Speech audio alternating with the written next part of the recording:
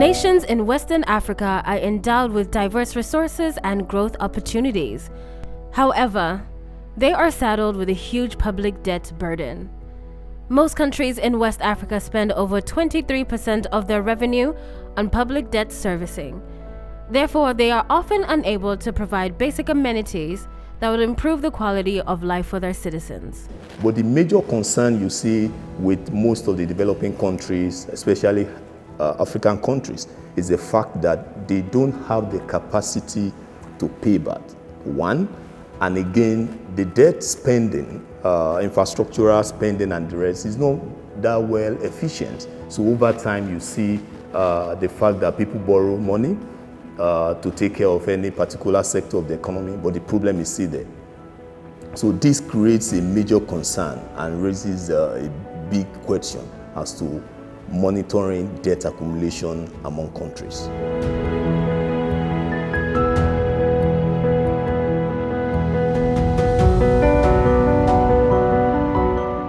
Imagine a scenario where ECOWAS is facing a debt crisis. Many governments in the region will be unable to fund critical infrastructure and areas such as education and healthcare. What this means is that many Africans will continue to face severe pressure, especially given the fact that many live below the poverty line. And many countries already are in a debt cycle where they borrow to even refinance some of their debt. Now, what this means is there's limited amount that will be spent on other critical areas such as infrastructure, education, healthcare, and even governance. In a debt crisis, a country's tax revenue is significantly less than its expenditure. As a result, the state resorts to borrowing but may find repayment challenging or impossible. Unsustainable debt causes several economic setbacks such as inflation, unemployment, civil unrest, and weak government spending. This region have the same outlook in terms of the revenue generation by the government. They all rely on commodity, either oil prices or other types of primary commodities. And globally, anything that happens to these prices, because ECOWAS countries don't determine the prices. And so if the price is affected globally negatively, then the capacity to generate revenue from this source of income will also be challenged. And secondly, these countries also have been undergoing different structural and economic transformation as a result of the continued weak growth.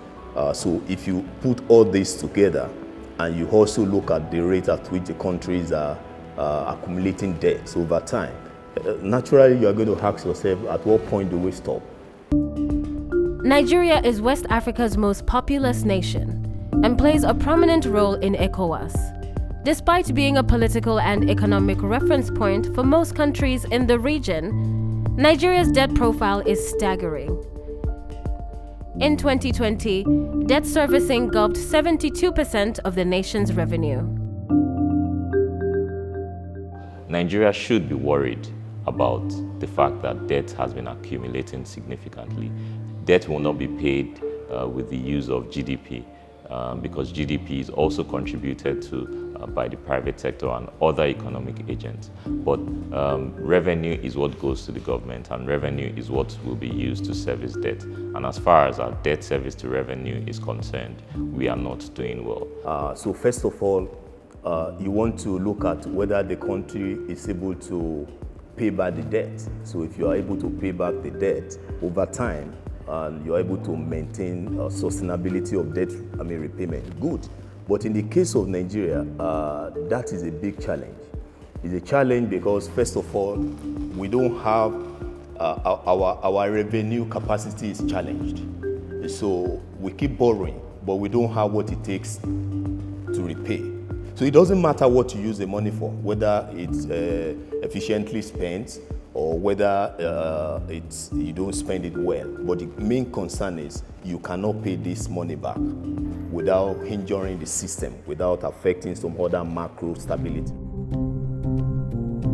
Over maybe the past 20 or 30 years, we've had this situation where each of the government or the administration that comes up will want to make debt accumulation one of the major policy thrusts.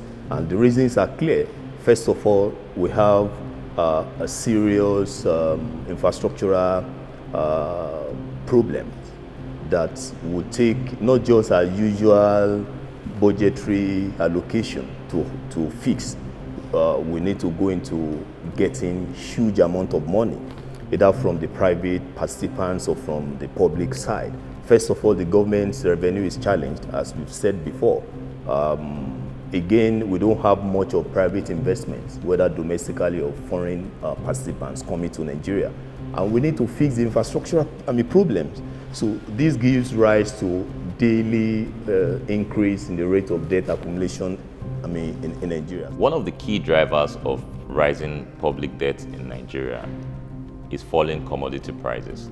And as we all know, many countries in ECOWAS region rely a lot on one or two commodities to earn revenue and even for export earnings to finance, to boost external reserves and manage exchange rate. Of course, Nigeria depends heavily on crude oil, which accounts for close to 80% of what we earn, from export. What that means is that movement in crude oil price will always have an implication on the government's revenue.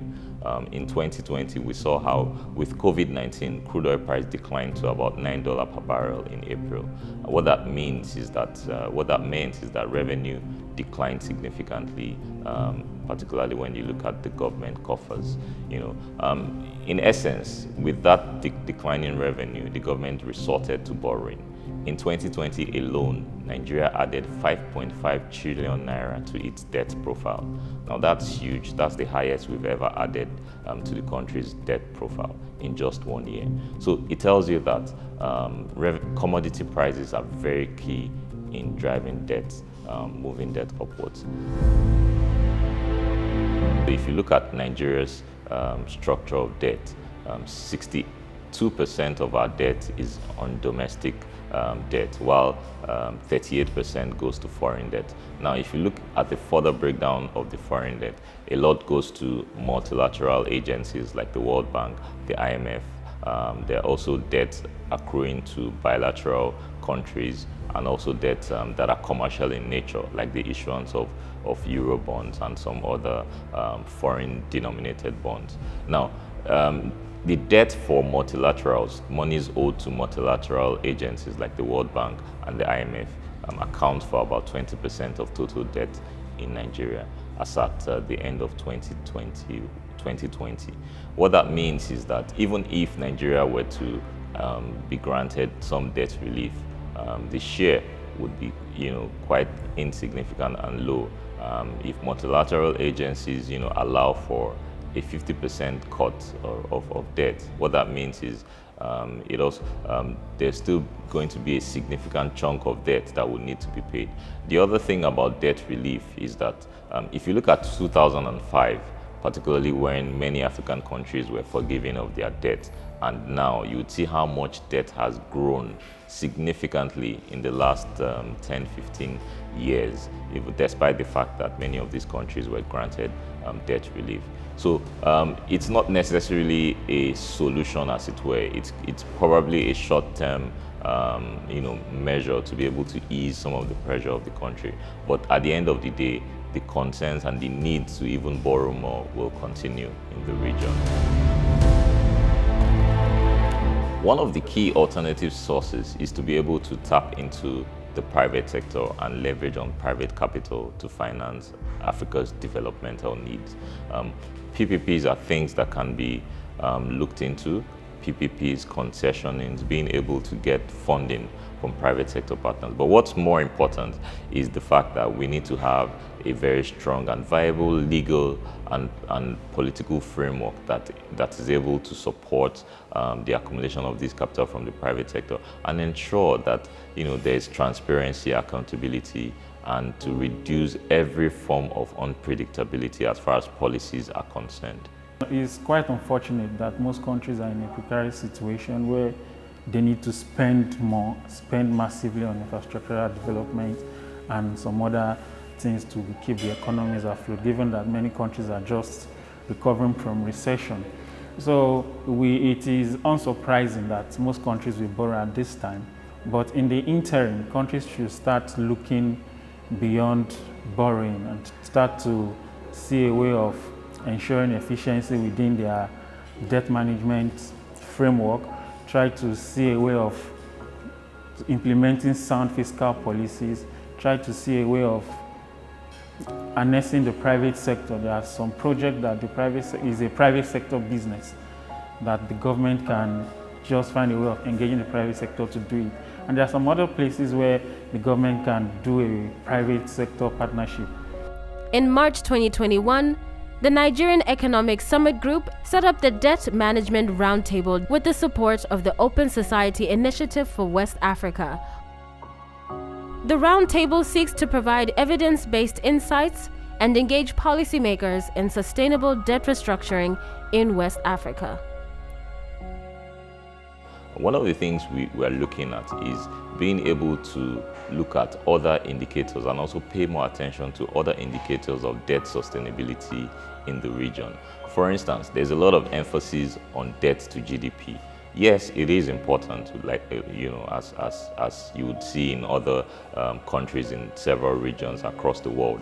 But again, we need to move beyond that and pay attention to some other indicators. And what we are doing with the DMR is to be able to have a composite index that monitors debt sustainability in the region.